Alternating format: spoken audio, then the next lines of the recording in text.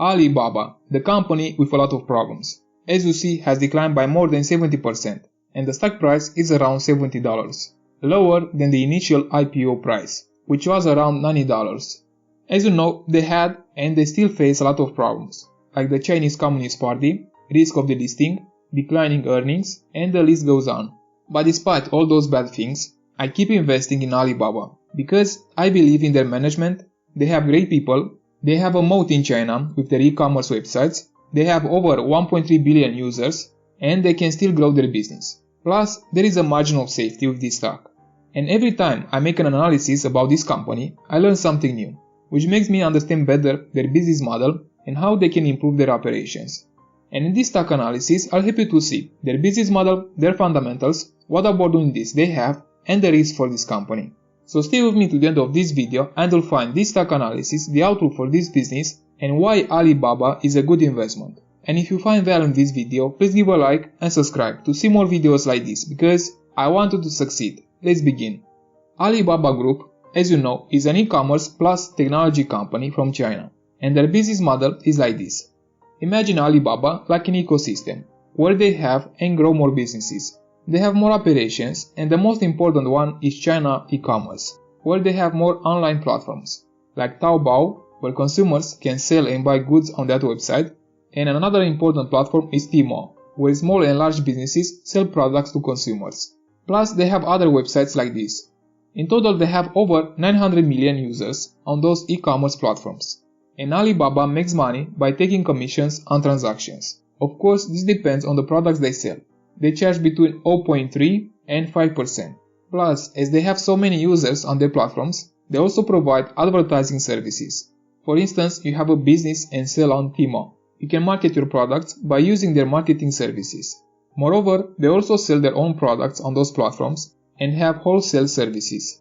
The second part of their business is international commerce, where they have other websites like AliExpress, Lazada, Alibaba.com, and others. And here the same. They make money from commissions on transactions, marketing, and logistics services. They have more than 300 million users, and they keep investing more in their platforms in order to attract more customers. Another important segment is Alibaba Cloud, which is growing fast, and they keep attracting more companies from Asia to use their services. As you know, cloud is a growing industry, and Alibaba has tailwinds from this technology. Plus, they have some local consumer services, like delivery, and they also provide logistics services in China and international. Of course, they are also in the entertainment industry, where they provide more services, like Youku, which is a video platform like YouTube, and they keep investing in other innovations. Don't forget about Ant Group, where Alibaba owns 33% of it, and here you have Alipay, which has around 1 billion users. You can see better the segments in this image, where e-commerce China represents 69% of the total revenue, followed by cloud with 8% and international commerce with 7%, plus other small segments. Keep in mind that their profits came only from China commerce. The other segments don't have positive earnings. That's because they're focusing more on growing those small businesses. For sure, cloud and international commerce will become profitable. Now let's see their fundamentals. Alibaba has a market cap around 197 billion at the current price and pays no dividend. Last year they had 134 billion revenue, the blue color, 9.7 billion in earnings, the red color, 22 billion in cash flow from operations, the yellow color, and 15 billion in free cash flow, the green color. Now the market values this business based on their cash flow from operations, which is higher than the free cash flow. Of course, this depends on you. You can use their earnings or their cash flow from operations.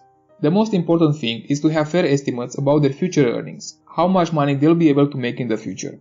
Once you have this, you can easily calculate their fair value. As you see, the revenue is expected to grow to almost 150 billion by 2025. Keep in mind that their fiscal year ends in March. This means 2025 is actually 2024. And the earnings are expected to grow to 19 billion, and then to decline to 17 billion. These are analyst estimates. The business can do even better or worse. This depends on many things, like the economy and the competition. That's why many investors have different values for a specific company. They're trying to estimate the future. You can also see in this image what they did in the last quarter, Q1. They had a small decline in their revenue compared to the last year, because they still have problems with the pandemic. But try not to focus on every quarter. It's better to look at the end of the year, because their numbers fluctuate. and the total assets are 255 billion, which are higher than the market cap, and they have 75 billion in cash. And the total liabilities are 91.3 billion, of which the debt is around 22.6 billion. So they have a great balance sheet, plus they have positive earnings, which are expected to grow more in the future. Now let's see what opportunities they have and then the risk for this company. First of all, let's start with the basics. As I said, they have 255 billion in assets, and the market cap is around 200 billion. If you look at their assets, you will see that they have around 141 billion in cash plus investments. Of course, they have around 22.6 billion in debt. You can subtract that from their cash and you are left with 118 billion. Plus, they will make more than 15 billion in earnings a year, which can grow year by year. If they make 20 billion in earnings a year and they still have growth ahead, the market cap can easily double. If they make more, then your return will be much higher. Everything depends on their growth. They have in total 1.3 billion global users, 1 billion in China and 300 million international. And their goal is to have 2 billion global consumers. So they might double their business in the next 10 years. There are 1.4 billion people in China and now they have 1 billion consumers. You might expect some growth in this number, but not that much. In China, their growth will come from rising income.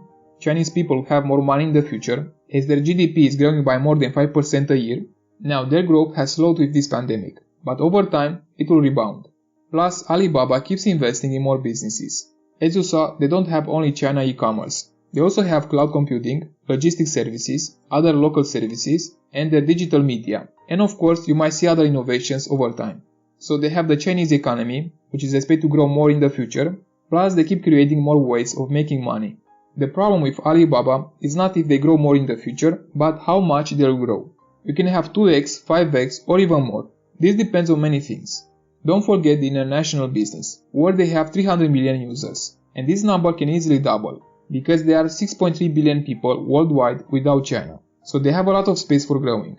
Of course, they'll face problems along the way, higher taxes, competition, but I believe that Alibaba has an advantage. They can provide goods at low prices. That's why many e-commerce websites buy products from China, from platforms like Alibaba.com, and they sell those goods in the USA and Europe, in those developed countries. Don't forget that they still have 12 billion left for share repurchasing. They kept doing buybacks in the last quarters, and the number of shares has decreased. This means your value will increase over time. Now let's see the risk for this company. Maybe you know, the main risk is the Chinese Communist Party, which might create new rules that can affect Alibaba, and of course other businesses. For sure there will be other problems in the future, but I think Alibaba will find solutions. China wants more investors, but they also want to protect themselves. And if China destroys its winners, I mean companies like Alibaba, Tencent and others, then nobody will ever invest in China, and they won't be able to attract foreign investors. They'll lose a lot if they do stupid things. And about the USA, I don't think that they will ban Chinese companies, especially the big ones. Keep in mind that 34% of Alibaba is owned by US investors. So the same thing, if US or China do stupid things, both sides will lose. Cooperation will bring more benefits than fighting, where everyone loses something. Plus, you have two great investors who are invested in China, Warren and Charlie. Warren is invested in BYD, the electric vehicle company, and Charlie is invested in Alibaba. 14% of his portfolio is in Alibaba. So I'm not the only crazy person investing in China. As I said, the problem for Alibaba will be the growth, how much they'll grow. Now let's discuss about investing in this company. When you see this massive decline, you have to think that this is an opportunity. You can make a lot of money if you invest when the stock price is undervalued. When you invest, you also have to see the risk and the reward. In this way, you are more protected against losing your money. So the risk of investing in Alibaba, I would say that this is the limit, 200 billion in market cap. It can go down even more if the rates keep going up and if Alibaba faces other problems. But as they have 141 billion in cash and investments, plus more than 15 billion in earnings, it's hard to see another major decline. Of course, the market cap might go down to 160 billion, but for this, bad things have to happen. There is that geopolitical risk, but as I said, if they do stupid things, everyone loses something. And the reward here depends on their growth. If they make more than 20 billion in earnings, and they still have growth ahead, then the market cap can easily go to 600 billion. So the current price you can have 3x. Now if they have higher growth to make 30 billion in earnings, then you might have 5x on your investment. And over time Alibaba might make even more money. The problem, as I said, is how much they'll grow. For sure, at the current market cap, you'll have a double easily. But you can make even more. Everything depends on their growth. That's why I keep buying when the market cap is around 200 billion or below. I know that the risk is very low, and I can easily double my money in the next 3 years or even less. And tell me in the comments, where do you see this business in the next 10 years? And if you find value in this video, please give a like and subscribe to see more videos like this because I want you to succeed.